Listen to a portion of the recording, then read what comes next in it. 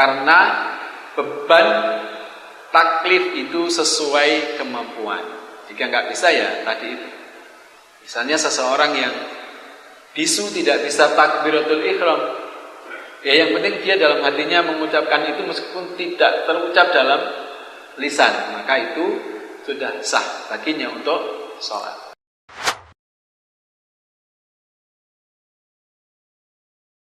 Hadis yang lain, baginda Nabi bersabda, dalam sholat itu seseorang tidak boleh berbicara atau mengucapkan kata-kata selain tasbih, takbir, dan membaca Al-Quran.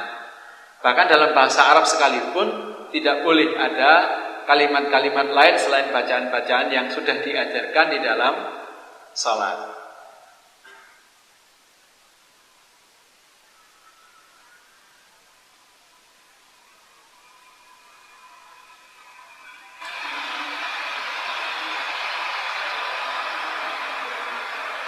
Jadi dalam takbiratul ihram seseorang disyaratkan untuk memperdengarkan bacaan takbirnya pada dirinya sendiri. Sekali lagi, ketika ini sholat sendirian.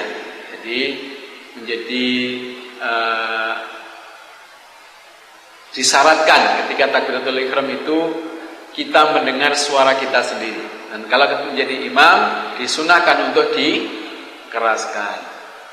Jadi ini rukun yang pertama, yaitu takbiratul ihram. Yang kedua, rukun sholat yang kedua adalah berdiri dalam sholat fardu bagi yang mampu. Jadi terutama sholat fardu itu diusahakan semaksimal mungkin agar kita bisa melakukannya dengan berdiri. Kecuali memang tidak mampu, maka gugur. Tapi kalau sholat sunnah, ada beberapa pendapat boleh meskipun kita mampu berdiri, kita melakukannya dengan duduk, tidak apa-apa dalam sholat sunnah. Sholat fardu, demikian juga dalam sholat wajib. Sholat wajib dalam hal ini misalnya nazar, ya. Jadi kalau kita nazar sesuatu terkait dengan sholat, maka pelaksanaannya harus dengan berdiri. Disebutkan seseorang tidak wajib berdiri dalam sholat sunnah. Artinya sholat sunnah boleh dilaksanakan sambil duduk meski sebenarnya mampu untuk berdiri. Karena sunnah itu dasarnya mudah dan ringan. Selain itu sholat sunnah banyak macamnya. Jadi jika diwajibkan untuk berdiri maka akan berat dan bisa jadi malah ditinggalkan. Misalnya sholat-sholat yang rokaatnya banyak.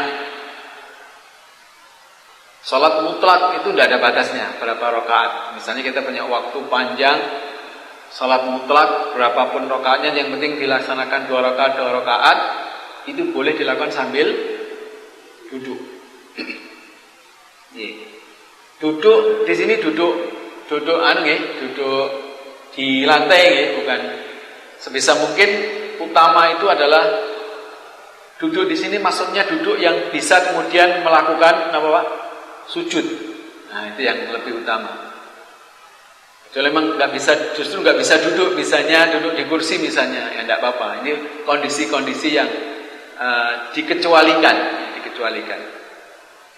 Orang yang sakit dan lemah tidak wajib berdiri dalam sholat, baik dalam sholat fardu maupun sholat sunnah, karena beban taklif itu sesuai kemampuan. Jika nggak bisa ya tadi itu.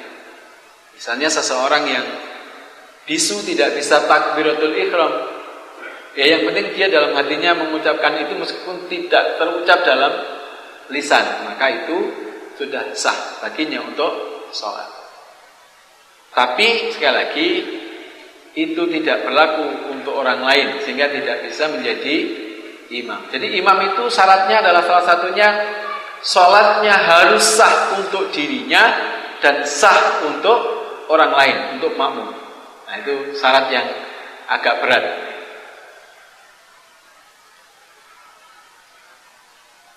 Menurut mazhab Imam Syafi'i, batasan berdiri dalam sholat itu dengan meluruskan ruas tulang punggung.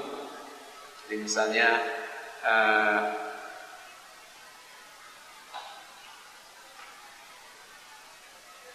berdiri itu maksudnya tegak gitu, bukan apa Pak Nusawu, miring, bukan miring atau membungkuk.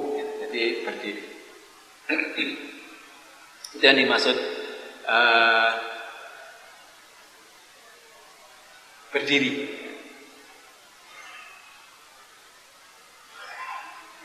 Nah, beberapa kemudian terkait dengan berdiri ini, ada beberapa pendapat, misalnya maksudnya berdiri itulah berdiri sendiri. Berdiri sendiri itu Pak? Maksudnya berdiri sendiri, tidak ditopang, tidak bersandar, nah, begitu ya. Ngadeg tapi senden, nah, itu tidak seperti itu. Tapi maksudnya yang berdiri sendiri adalah berdiri sendiri dengan ditopang oleh tubuhnya sendiri. Itu gambarannya.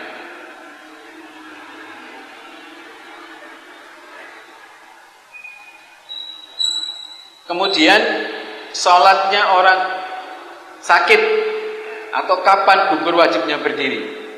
Ulama sepakat bahwa wajibnya berdiri dalam sholat fardu dan sunnah itu gugur bagi orang yang lemah dan tidak mampu berdiri. Jadi ya memang ukurannya gak kuat atau tidak bisa. Nah, itu ukuran gugurnya rukun sholat berdiri ini bagi orang yang bersangkutan.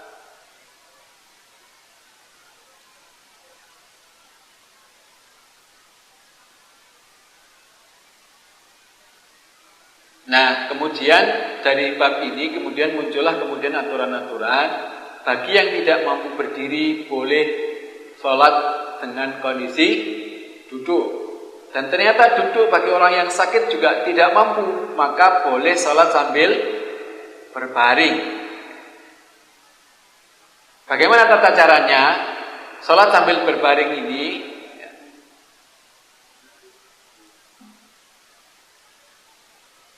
sholat sambil duduk ini tata laksananya adalah boleh sholat sambil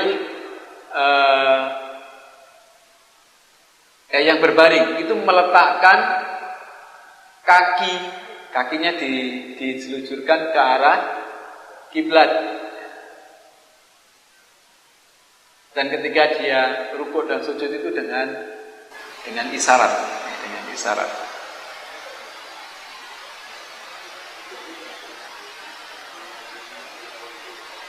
Isyarat itu termasuk dengan kepala, jadi dengan kepala serta tangan. Kan biasanya tangan kepala ini masih bisa digerakkan.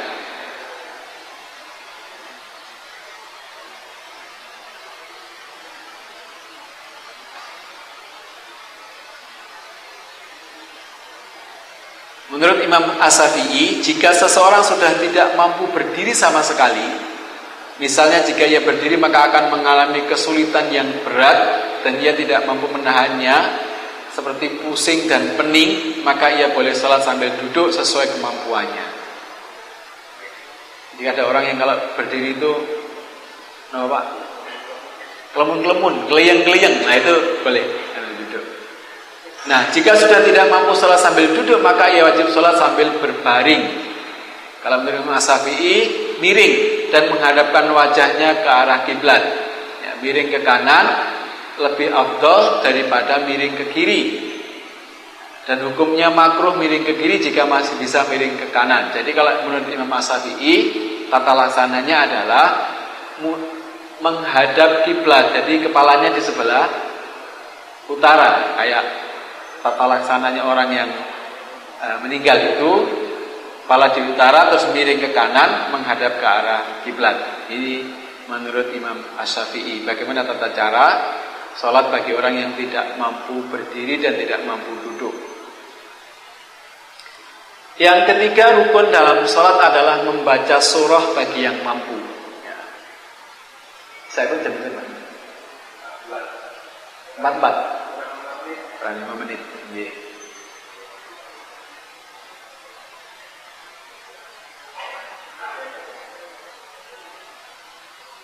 Dan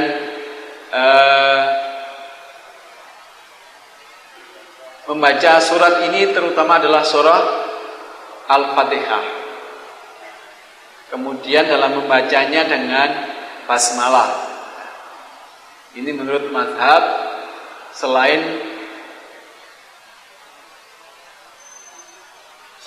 mazhab Hanafi. Jadi mazhab Imam Hanafi itu menganggap basmalah bukan termasuk ayat dari surah Al-Fatihah. Jadi mereka sama sekali tidak membaca bismillah. Kalau mazhab Maliki dan Hambali itu bismillahnya sir, pelan. Ya, kalau Imam As-Syafi'i bismillahnya dikeraskan. Ini nanti menjadi aturan juga ketika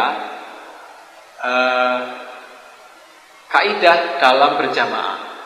Jadi orang madhab Syafi'i itu dianjurkan untuk tidak bermakmum kepada orang yang bermadhab Hanafi, karena ada perbedaan krusial ini, bismillah ini. Begitupun sebaliknya.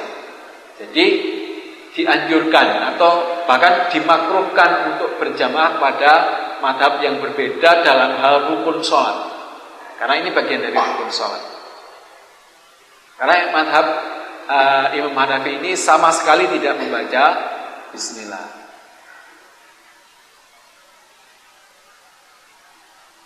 Ya, jadi penting kemudian memperhatikan bacaan Al-Quran, terutama adalah surah Al-Fatihah. Harus benar, ya, karena kesalahan dalam membaca surah atau Al-Quran itu ada disebut dengan istilah lahan atau lahnun. Nah, itu kesalahan membaca Al-Quran. Ada dua, lahan jali dan lahan khafi. Lahan jali itu kesalahan membaca Al-Quran yang menyebabkan berubahnya makna, baik karena hilangnya huruf atau bergantinya bunyi huruf. Nah, ini kalau dalam Fatihah itu membatalkan sholat. Kalau lahan jali itu kesalahan yang tidak sampai mengubah makna, misalnya terkait dengan kefasihan atau panjang pendek yang terlalu dipanjangkan atau terlalu dipendekkan. Kalau lahan jali ini adalah berubah makna. Misalnya iya pakai ya, kemudian dibacanya pakai za, iza. Nah, itu berarti sudah batal sholat. Itu namanya lahan jali. Apa enak Pak? Ada, karena memang nggak bisa mengucap dengan benar. Nah, orang yang seperti ini wis dituandani dibenahi tetap raiso.